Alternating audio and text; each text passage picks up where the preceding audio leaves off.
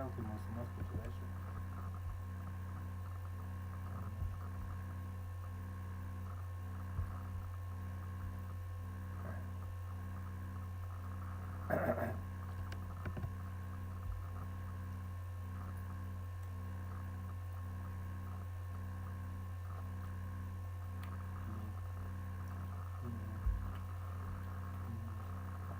тогда нет?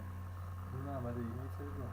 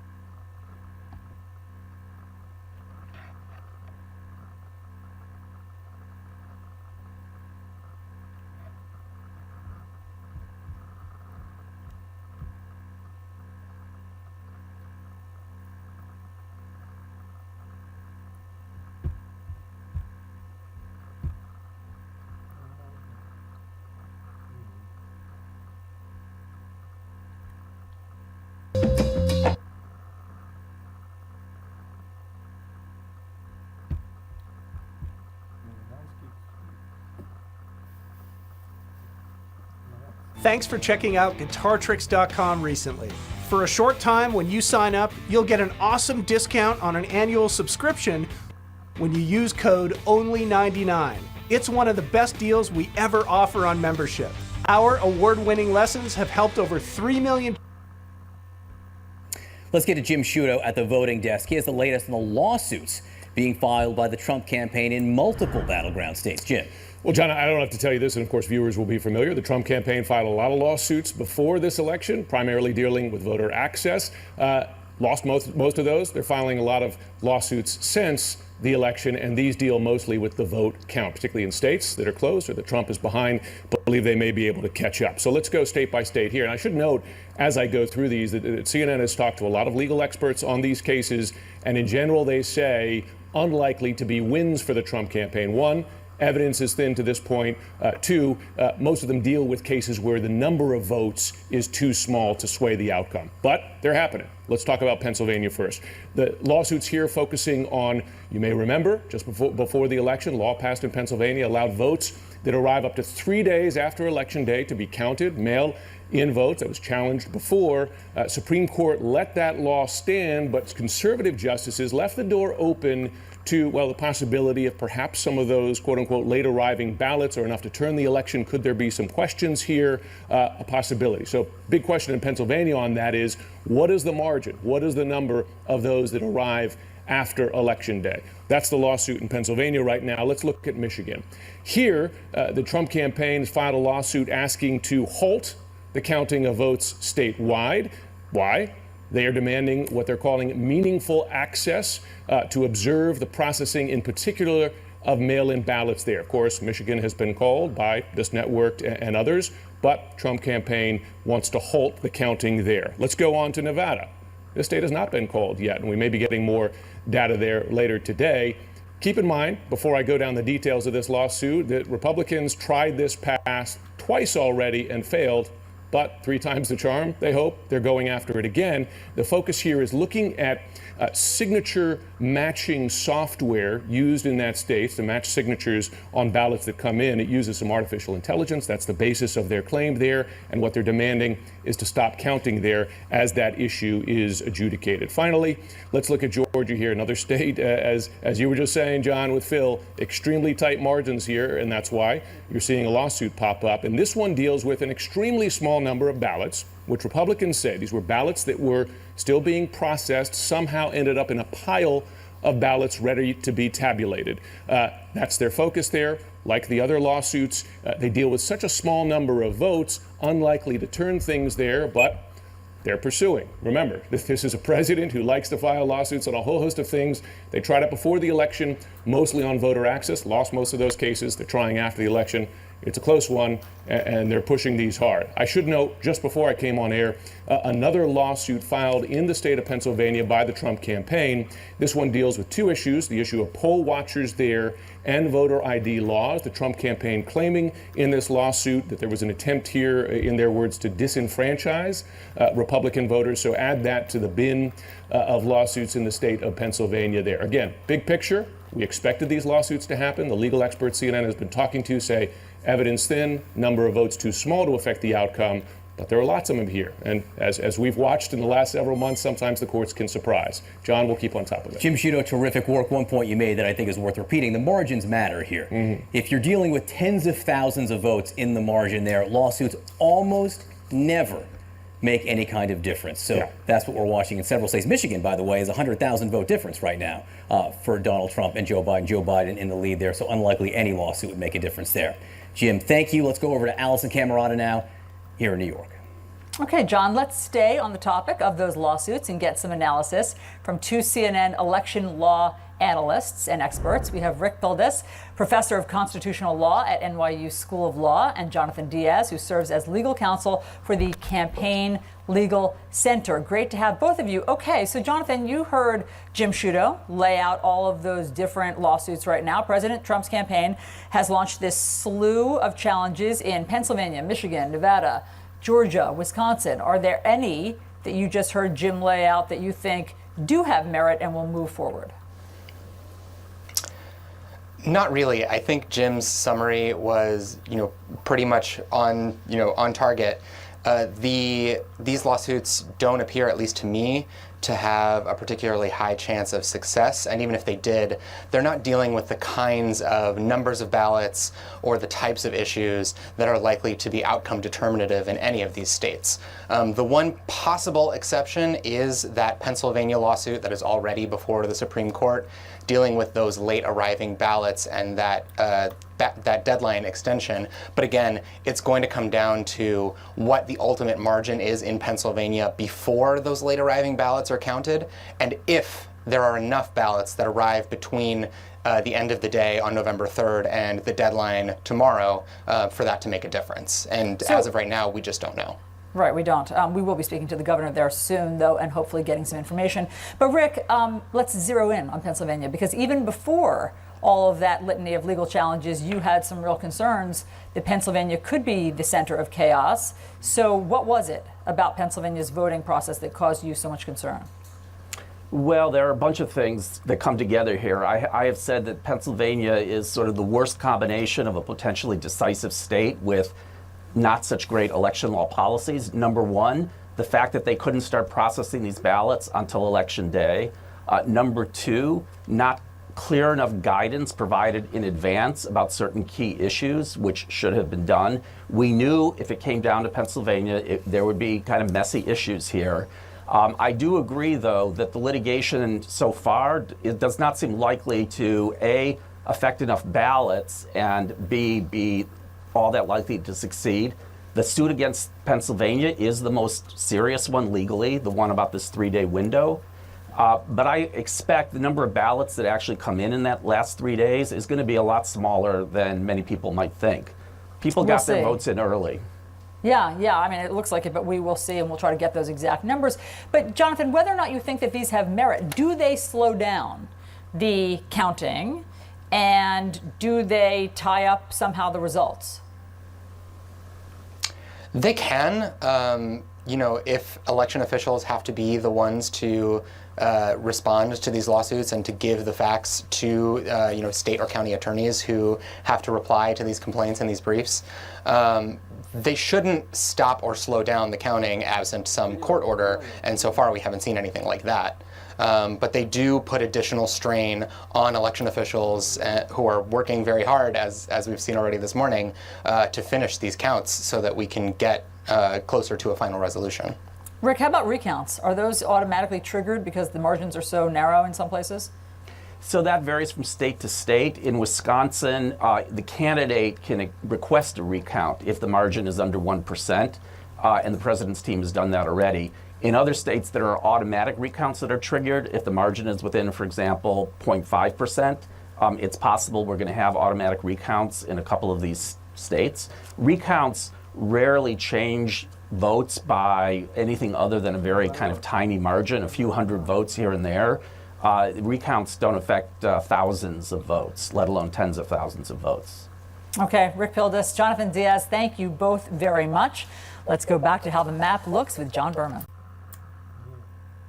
После контакта с человеком, зараженным ОРВИ и гриппом, принимайте ингаверин, ведь он снижает риск развития заболевания. Ингаверин. Профилактика – ваша лучшая тактика.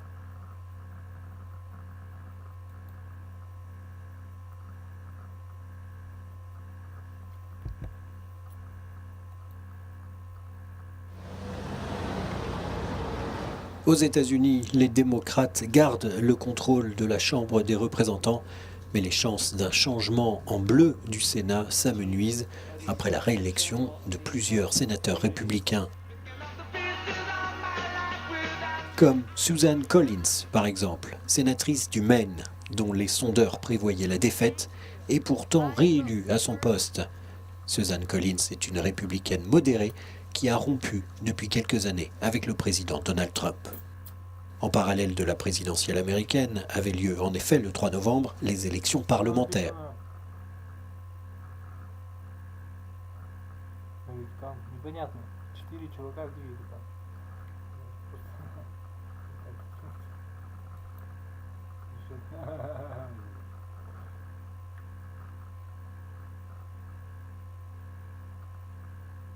Ой.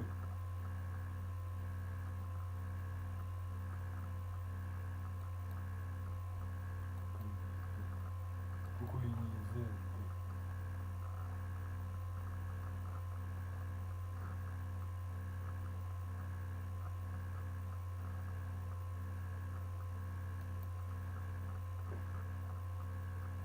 This fall, we're right there with you.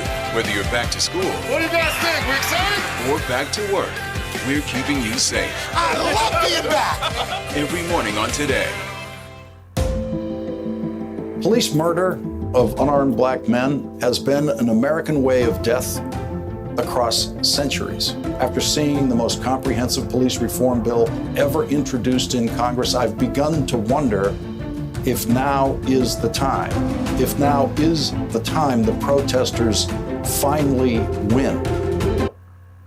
Они падают, они падают! Квартиры, автомобили, ноутбуки и другое имущество банкротов падают.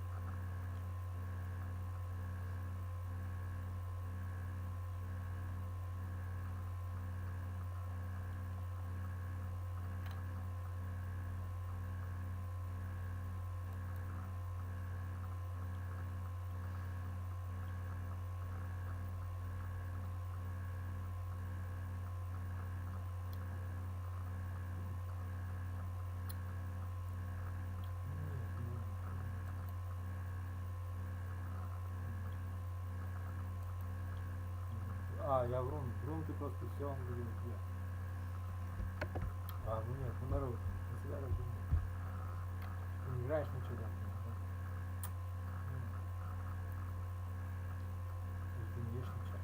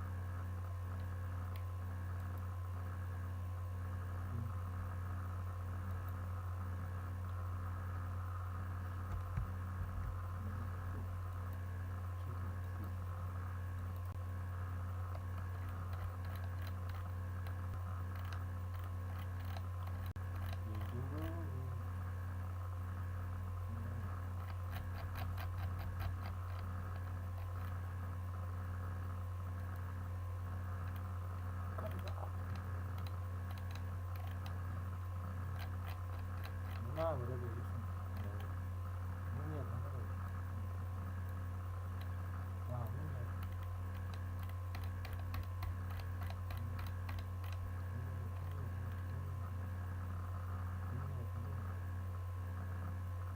Ну нет, ну давай.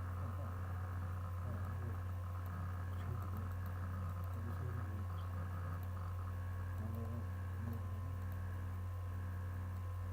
Ну это он, вот это он говорил о тебе так. Нет. Нет, ну нет, да.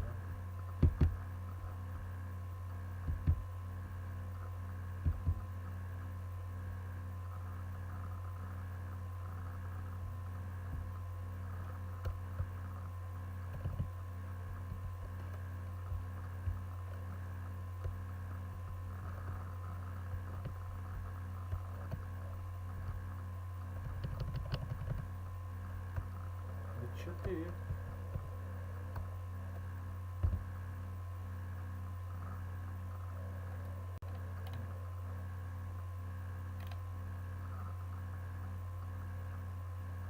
Да.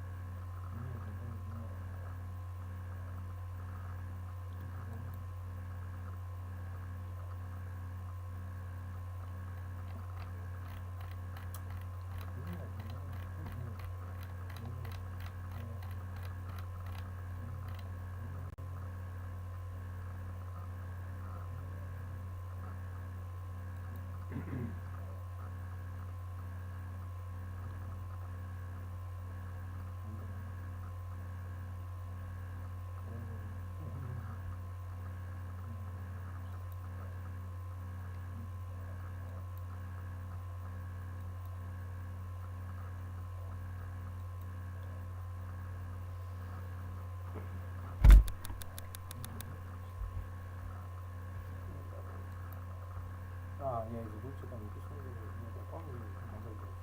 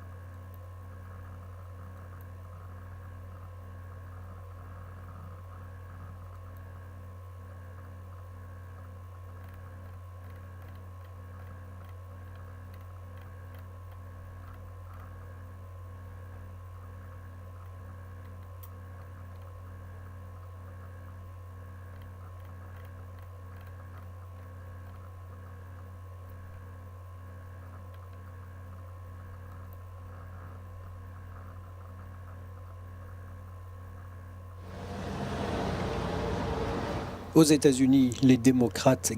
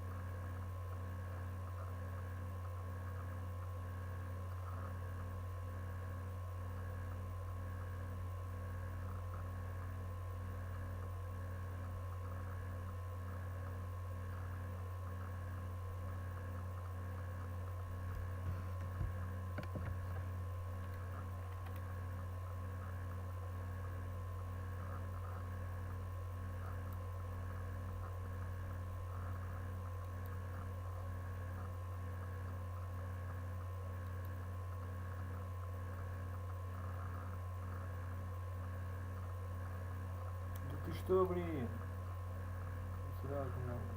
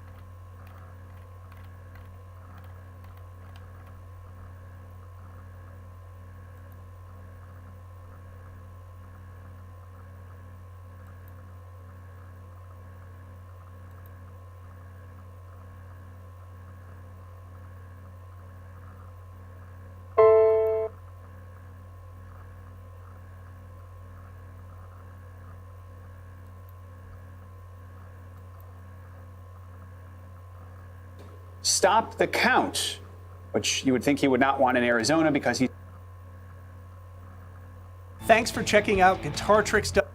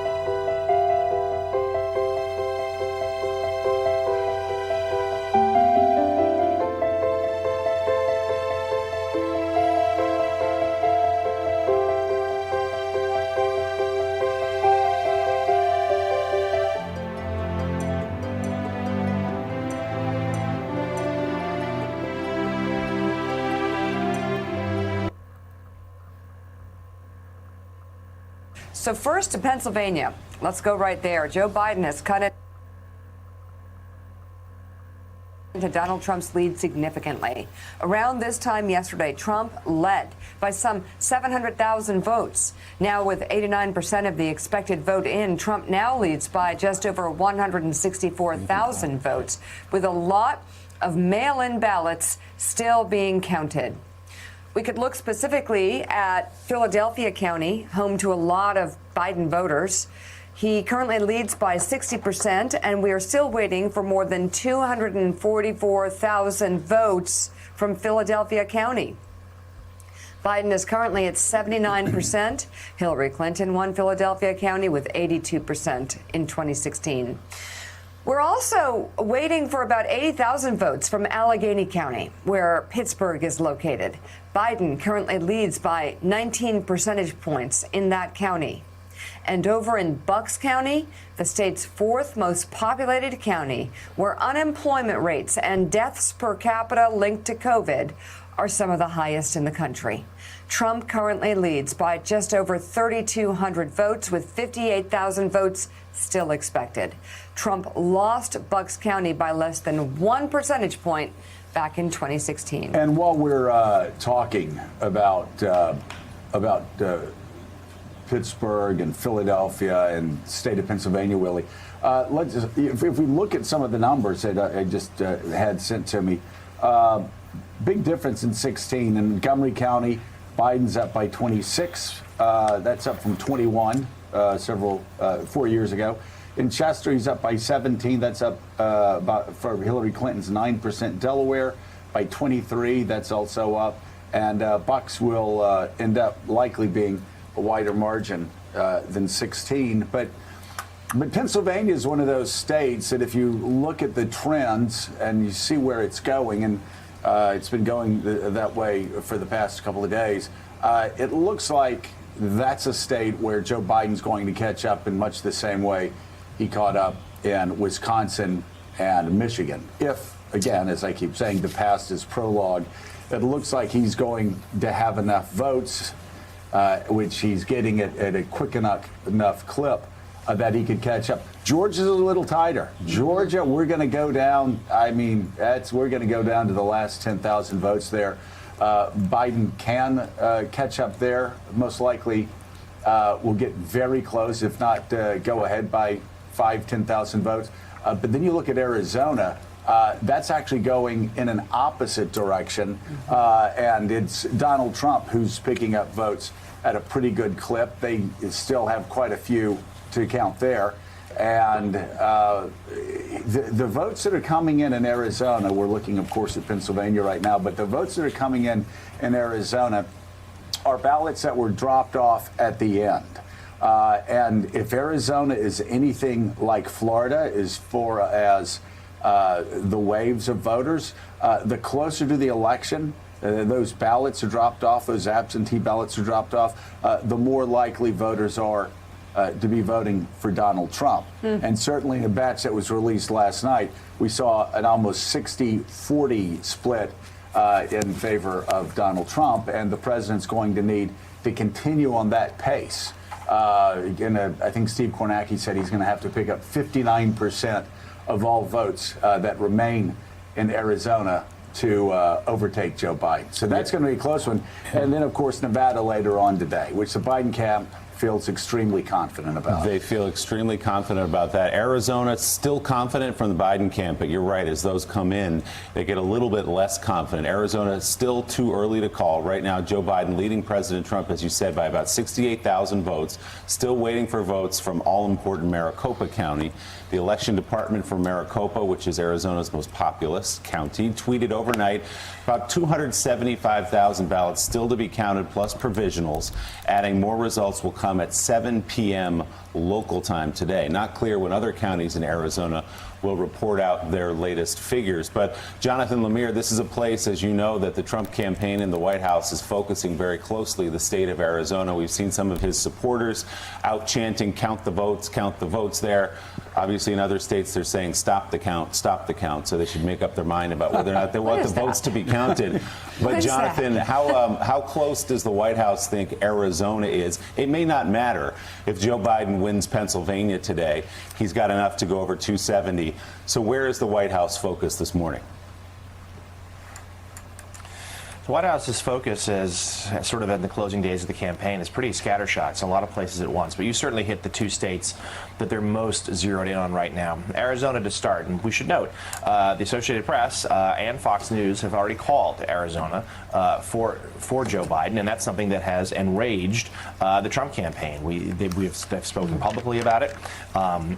We've reported that the night on election night when Arizona first went, was Fox News made that first call, that sent a chill through the president's watch party in the East Room of the White House. That is one, as you said, that they believe that they can pick up the number of votes needed to flip it. And certainly it's where they're trying to contest this election right now. They feel that they have the ability to change this even as the votes come in from Maricopa County. But it should be noted, there's been also a lot of second guessing in Trump world about Arizona. That's a state that loomed for a while now as a problem. And some members of the campaign, including Brad Parscale, who of course was demoted over the summer, back in the early days of 2020, suggested the president needed to spend more time there. They saw some early warning signs there, and the president was reluctant to do so, in part because he didn't like traveling out west. He is so reluctant to spend any nights away from his own bed that he didn't want to be out there, which would require an overnight stay. The other focus is Pennsylvania, and the math here is obvious. They feel they need Arizona and Pennsylvania in order to keep any sort of feasible legal challenge going, to show that they still have a possible path to 270. Pennsylvania, their campaign manager Bill Stepien declared victory in Pennsylvania. On a conference call with reporters, he declared victory. We all know that's not how this works. Thanks for checking out MSNBC on YouTube, and make sure you subscribe to stay up to date on the day's biggest stories, and you can click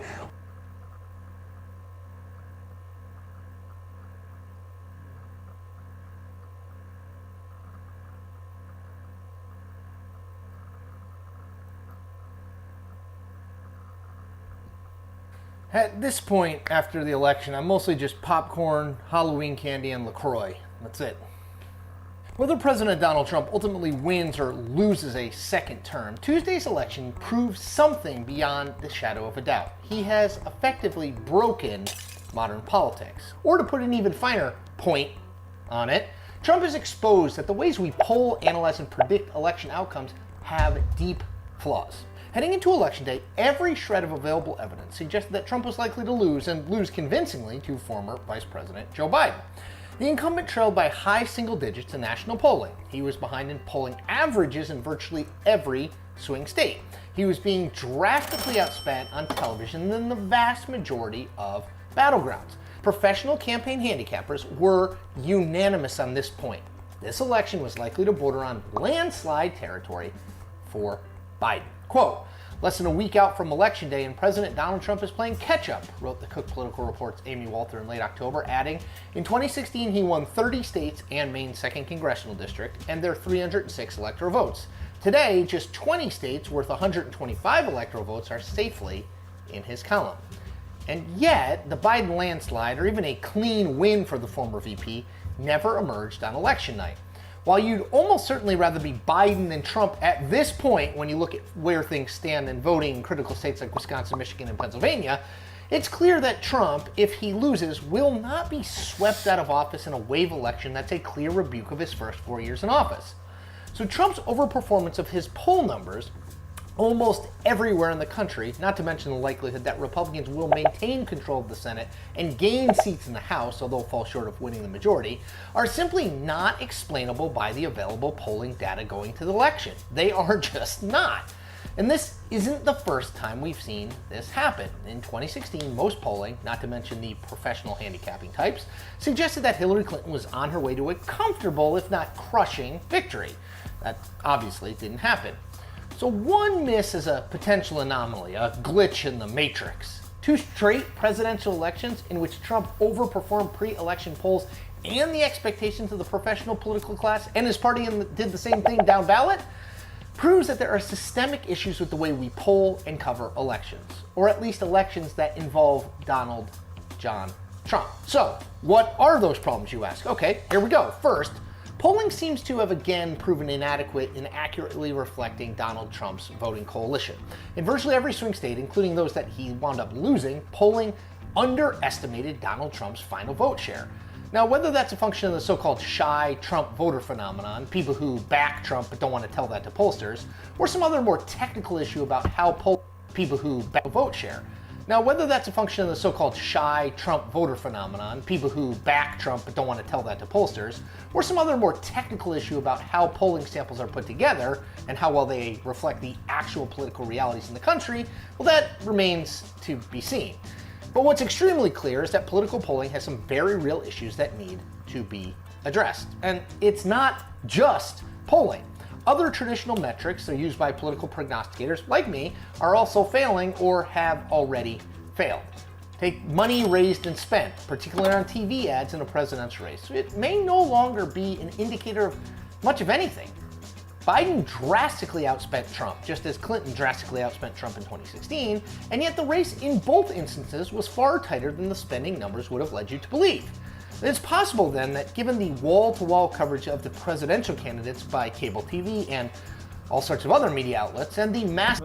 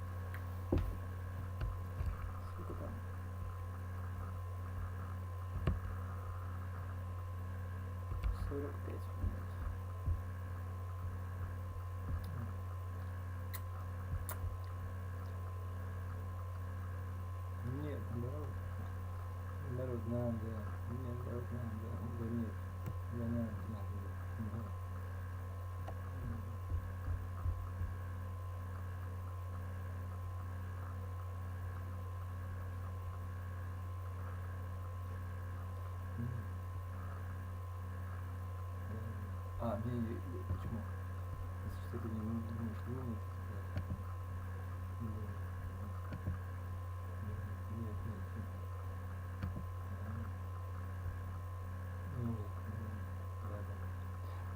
ну типа это его. Ну нет, на работу тебя не берут никто. Не берут тебя на работу из-за тебя на работу не берут никого. Ну нет, наоборот. За меня на работу, что я не понимаю. Все на работу надо идти. Ну нет.